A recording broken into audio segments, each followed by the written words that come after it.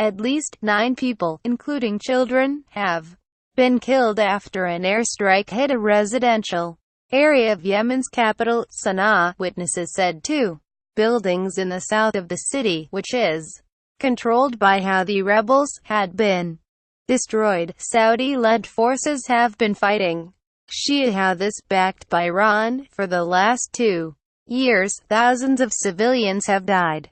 The country is on the brink of famine and facing a cholera outbreak. The planes, thought to be from the Saudi-led Arab coalition which backs Yemen's government, hit the buildings in the southern district of Fajan, according to AFP. Resident Mohammed Ahmad told the agency he had helped take 9 bodies to the hospital. "We extracted them one by one from under the rubble," he said.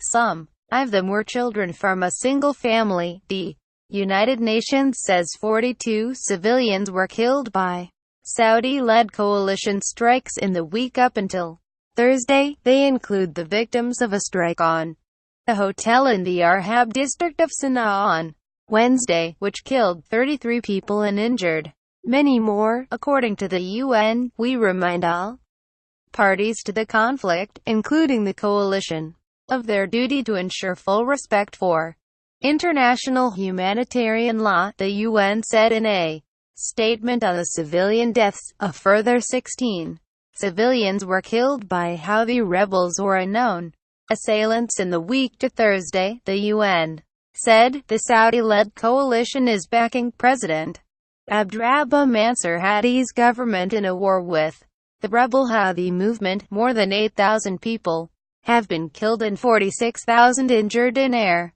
strikes and fighting on the ground in Yemen since March 2015, according to the UN. The conflict has also left 20.7 million people in need of some kind of humanitarian assistance, created the largest food security emergency in the world, and led to a cholera outbreak that is believed to have left 2,000 people dead since April, after a deadly airstrike on a house earlier this month.